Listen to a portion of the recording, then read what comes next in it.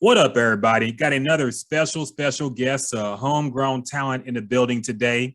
Another man from Houston, Texas. We bringing it back to Houston, man, representing for the hometown here.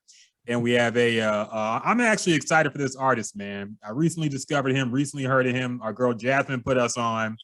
And this dude has a new album out. His most recent album is called Your Wildest Dreams. And he has a new remix to a single called Cranberry, featuring another H-Town legend himself, Lil Flip, good friend of the show as well. So very excited to introduce this young man and let y'all know another dope Houston artist y'all got to be listening to and keep your ears out for. We got Tobacco Ryan in the house, man. Give it up, give it up, give it up, give it up. So how you doing, man? How you doing? How you been? I've been good, man. I'm doing great, feeling great. Just released a single today, so I'm loving the feedback. Nah, it's hot, man. It's hot, and I like the vibe of it. I didn't know what to expect. I guess listening to your music, your name kind of makes sense because it's kind of cool, kind of smoke lounge sounding type of music, man. So. Yeah. This song is not what I expect. When I heard a Lil Flip feature, I thought it was gonna be, slow down sample in it, talking about slabs and stuff. But no, it's a very, very cool, laid back, chill type of vibe song, man. So tell us about you got like I got to say this too because I just listened to the song. You got like, to me that was a legendary Lil Flip sound because it kind of take you back to the early 2000s when he was, when he kind of first, got recognized by the whole world. Yeah. It sounded like it was an old Lil Flip feature to me. So that was the intent. That was the intent. Definitely. I grew up listening to Lil Flip, like when he came out with Sunshine and all that. Like I used to go to the computer lab and print out the lyrics and try to learn it and stuff like that. So that just was already embedded in my head, the sound of when I discovered, Lil Flip, and just that sound and how that made me feel at that time. I wanted to bring that back in modern day. Yeah, and the other thing I like about it too is this ain't no typical sound or typical beat. So I like when legends like this, kind of got to step outside their box and rap over something different, man.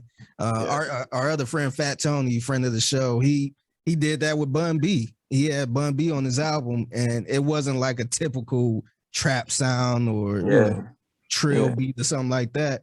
And I felt like legends like them like that type of stuff, where it's not the same beat everybody using and the same content. And I felt like you get the best out of artists like Lil Flip when you do that. Appreciate that, man. Like I said, bro, I grew up on Lil Flip, and I just wanted to bring that back in modern day time, and it was good hearing the feedback because everybody else liked it too. So that was exciting. Yeah, it's a dope song, man. So how did you come up with the concept of this song itself? And how did you link up with Lil Flip? And how'd you what was the process of getting this remix put together? Well, the concept was already there before I decided to put Flip on it. I just, once the production, I heard it back and I knew I wanted to put a feature on it. So I was like, Lil Flip would sound perfect because it just gave me that feel of how it felt, back in 2004. So, that's how I, got that. And then my team reached out to him and then he heard it and he loved it. So he was just like, oh yeah, like it's easy. So next is just the video. That's dope, man. Looking forward to it. I always like when the OGs help put the new talent on too. There's some people who are, stuck in their ways, don't want to work with the young folks or feel like they being surpassed in the game or something like that, feel some type of way when younger artists come out. And I like how the Houston OGs, for the most part, like they always gonna help put the young talent on, man. So it's always good to see that. Flip is a good dude with that too. So it was a great song put together, man. So really, really glad that came together like that. For sure. So let's talk about your musical journey, man. Like we say, you came from Houston. You're born and raised here, and I read that you were originally a photographer and film writer. So where did your musical journey start, and how did you get into being a recording artist, and how did your journey lead you to here? Well, when I was younger, I was in this group called the Fire Boys, and I was like 8 or 9 years old. So I started off early, like, you know what I'm saying, performing in front of people. I started off early, like going to the studio, like sitting in a room for an hour, not leaving till, you know what I'm saying, my whole page is full with the lyrics, like, you know, so that was at a young age. And so just moving forward, like I was already molded into, like, you know what I'm saying, music. And plus my pops used to sing. And so it was just a music family in whole, like with my brother, me, my dad. And so with the film aspect, when I got to college, because, you know, I was doing music on and off. When I got to college, I decided to give up music and then just pursue like film directing, acting, stuff like that. And then I started realizing that it goes hand in hand. So that's when I was just like, okay, I'm gonna implement film and music, make my own soundtracks to my own movies. Like that's like the overall picture and the overall way I want to take it. So that's it. All started just from growing up and just being in that environment. So I'm looking at your profile, man, and I'm looking in your bio. You got a lot of stuff you're doing, man. I see a model, director, you know, talent coordinator. So what's your overall goal, you know, and what you're doing? What do you want to do in the long run? In the long run, I just wanna I wanna just create. That's my main thing. As long as I'm creating at a high level, when I have like the resources I want to create, that's just what I want to do, whether it's through film, whether it's through directing, whether it's through painting, whether it's through music, you know what I'm saying, anything. I just, you know, but overall, I definitely want to like start my own company, you know. Do you think that's is it kind of tough for you? Because I was an artist at one point and I was trying to take pictures. I was an engineer. I started off as a producer. I was doing all type of stuff, and it was so tough because whenever I meet somebody, you know, I have a camera in my hand, they look at me as the picture guy. And they don't really respect me as an artist. They don't think I can, you know, rap because they think I'm just a photographer, or, you know, they think I'm just an engineer that's trying to rap, and they don't know rap was my first thing. That's, you know, I figured out how to do everything else, but rap is number one. Is it tough for you when it comes to that as well? In the earlier stages, yeah, because, you know what I'm saying, once I got older, but because when I was younger, everything I dabbled in now, I did when I was younger. So when I was younger, I used to get on a laptop and like design my own shoes.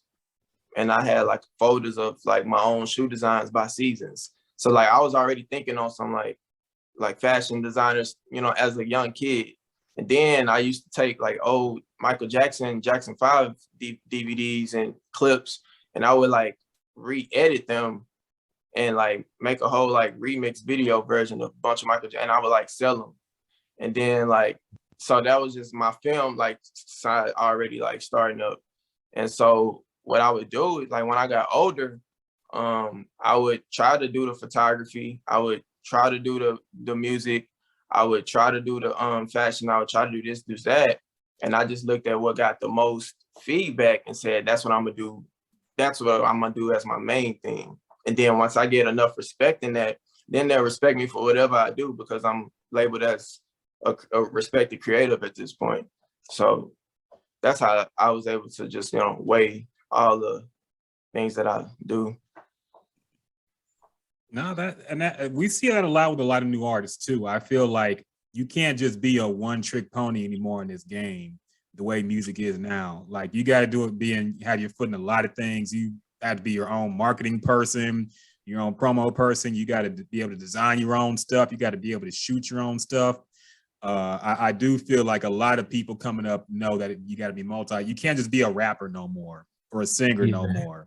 You know, like you really got to hustle and go out and get it because there's so many out there now that you really got to differentiate yourself. So it's smart that you peep game on that early. So I got to ask you, man, as a man named Ryan himself, where'd you get the name Tobacco Ryan from? Like, where'd that name come from? I'm trying to fix this camera. So the name Tobacco Ryan, so my name used to be Professor at first, and then I changed it to Tobacco Ryan.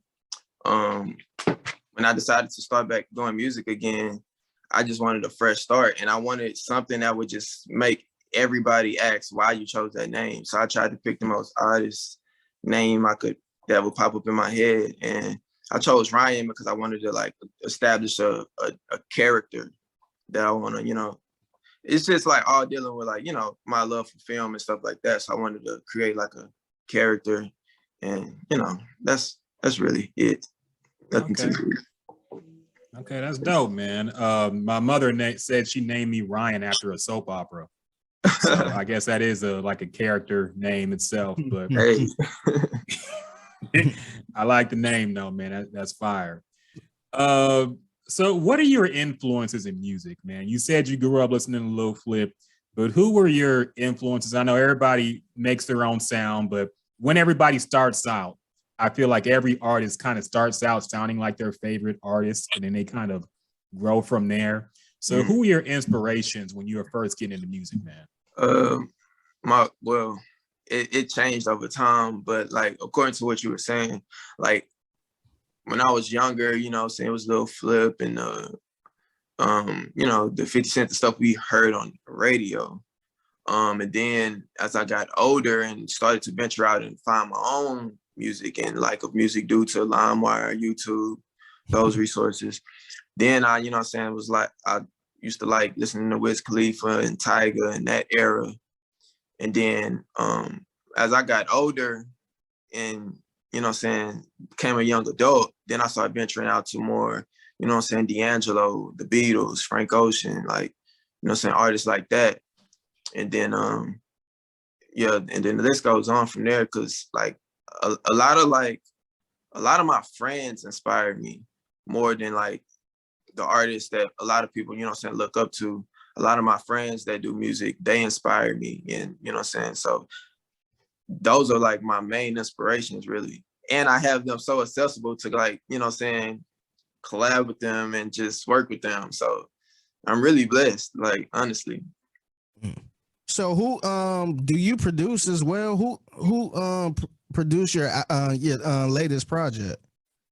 So the latest project was produced by Tura Rhodes. He's actually a part of the collective that I'm a part of, which is called Bloom Set, which I created in college with a couple of my friends, and then it just grew, and now we have like 10 artists and, you know what I'm saying, fashion people and photographers that's a part of our collective and stuff like that. So yeah.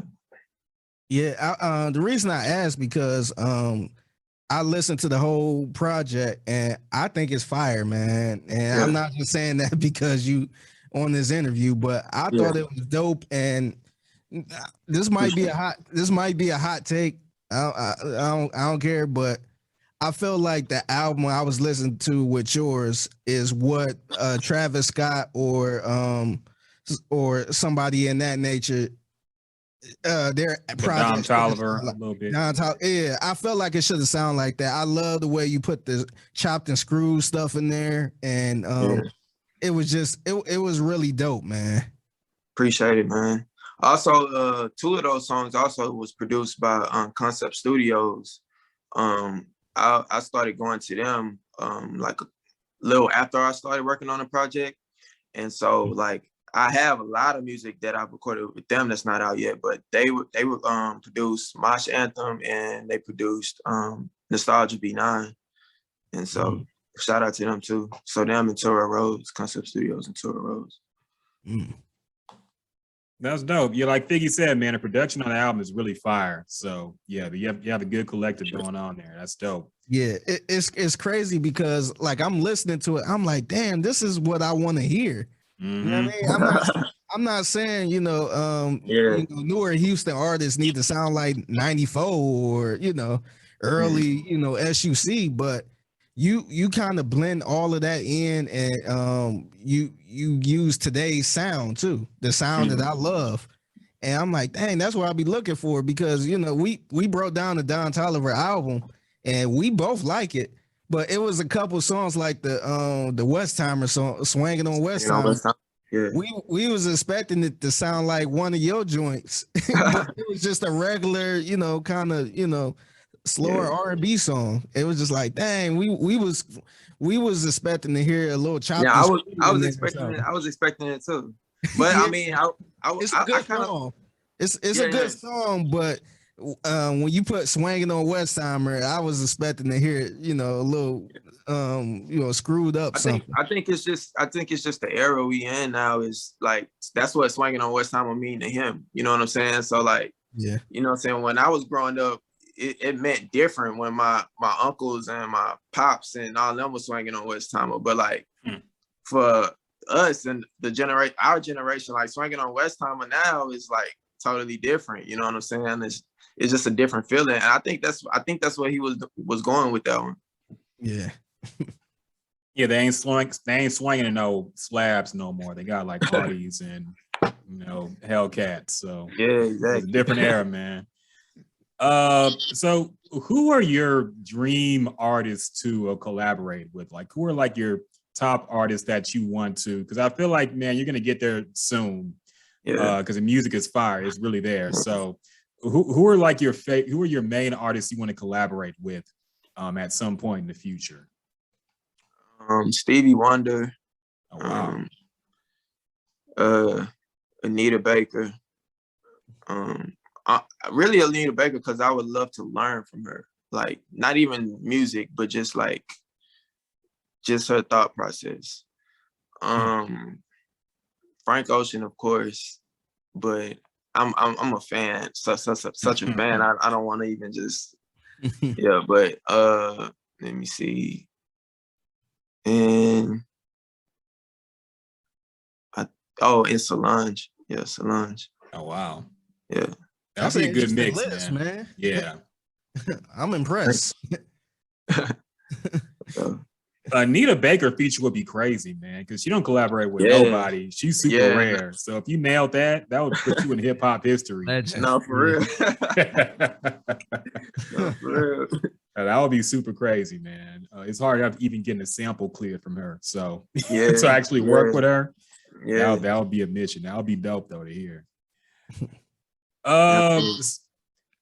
Did you mentioned I peeped the video for the song Southern Nostalgia, which I also really like off the album too. I like the video as well. Do you like shoot and direct your own videos, or do you have somebody else do that? How do you handle your video making? Yeah, I direct the video. I have someone shoot it. But I come up with the ideas, I come up with the choreography. I come up with, so now I do have like extra help from like my girl, a couple friends that I know, some stylists maybe, things like that. But as far as like the idea, the script, the coordination, the outfits, the look that I would want to go for, all of that, the coloration, like I want, like, yeah. Sometimes, I mean, for most times I edit my own videos too, but this particular guy I worked with on this one, we co-edited together, we collabed together and edited. Okay. But yeah. That's dope, man. I also have to ask you too, because being from Houston, I like a lot of my music slowed, chopped, not slopped, slowed and throwed, chopped and screwed, whatever you want to call it, man. I like, especially this type of music, I like to listen to it slower. So I want to know, man, like, have you thought about reaching out to like somebody from the Chop Stars or somebody to chop and screw your music? Like our good friend DJ Hollygrove. Yeah, actually Chop Stars, they screwed my last project. And it was dope. I think this project, I kind of like, I want to do something different, maybe like a slowed and reverb. Okay. You know what I'm saying? Styled project, remake. But yeah, I feel like I kind of gave it that element in there so that I wouldn't have to go back and, you know what I'm saying, do it. But I mean, ain't gonna lie, if somebody want to, I definitely like to hear what that sound like. Who are some artists, local artists you would like to collab with, in in the city? It's a lot of talent out here, man. Yeah. We had a lot of talented artists on this podcast. So, is there anybody that you know of that you'd like to collab with? Yeah, it's a dude out of Third Ward named PG Dion. I would like to collab with OTB Fastlane. Okay. Who else out of Houston? Peyton. Peyton is like one that I really want to work with. Let me see. Those are a few. Those are a few. There's a lot more though, but those are like the main ones. Okay. I also have to know, man, since you are a film writer, studied, and we're film heads too, man. So I want to know, what are your favorite movies? Like, what are your favorite? I'm not saying a top 10 list in order, but just generally, what are your favorite movies of all time?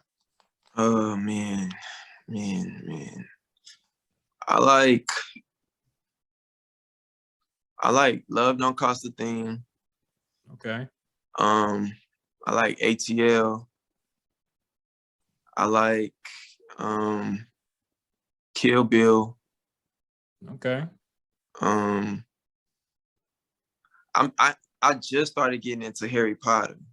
I used to did not like it as a kid, but I'm it's growing on me now.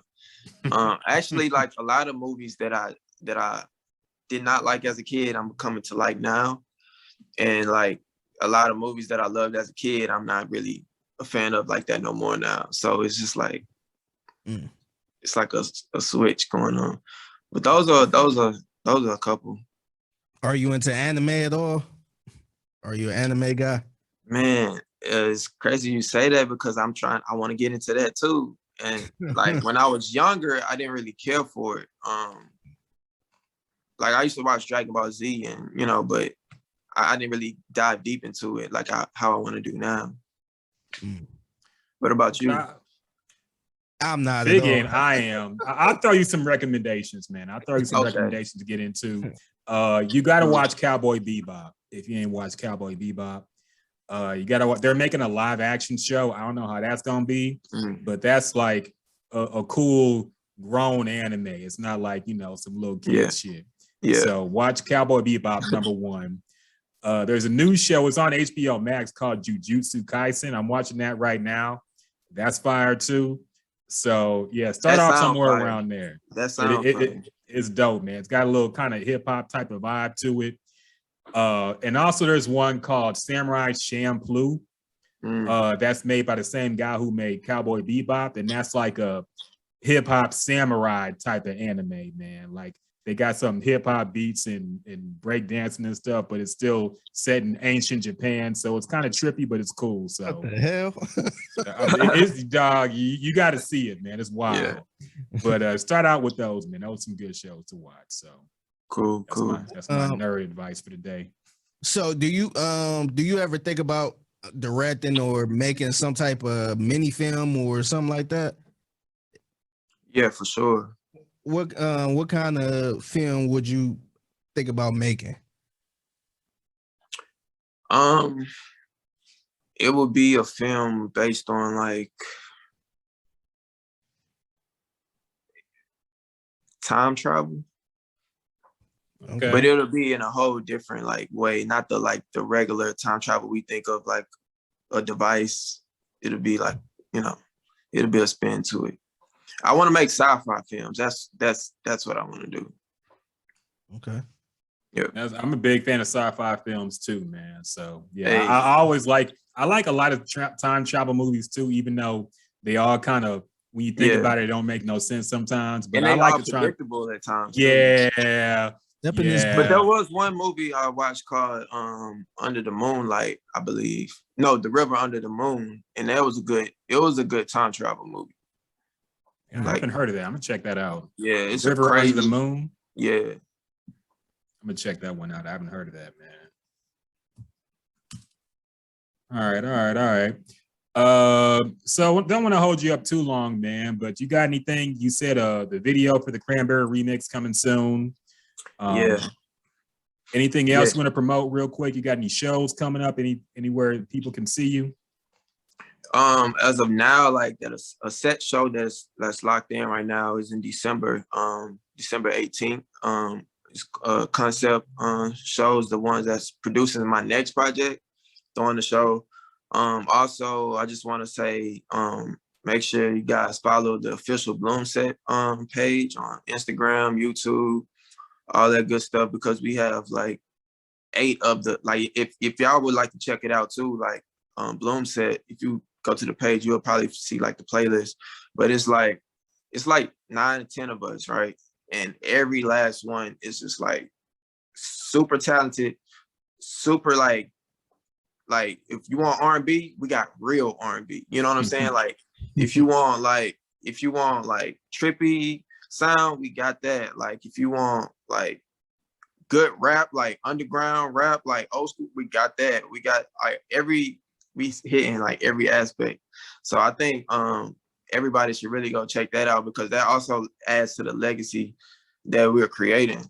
And I just followed you on too, man. Hey, yeah, for sure. I ain't gonna lie, man. I'm follow too. I'm a retired rapper, man.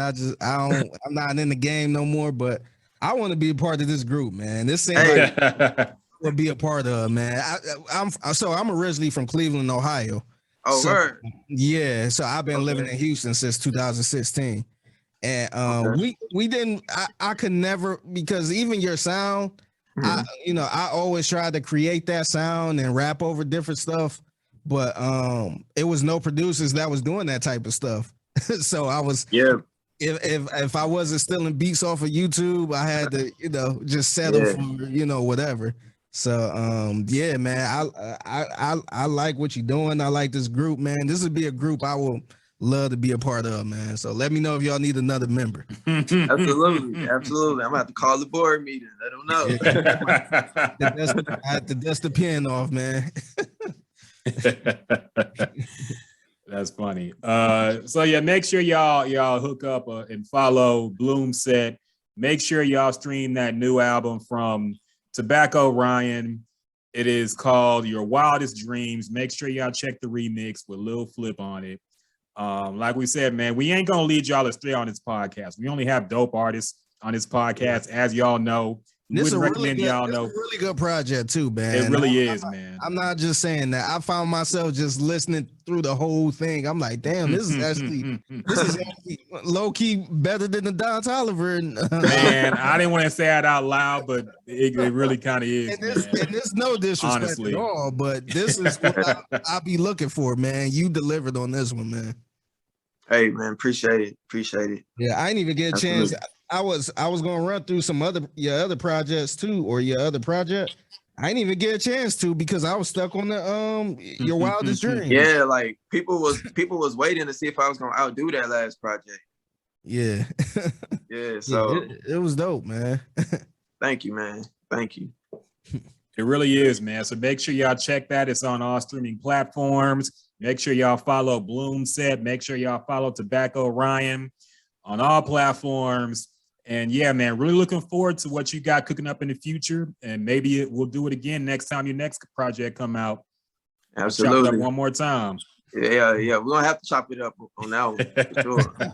Bring you in studio, man. We gotta bring you in studio for this one, man. Yeah.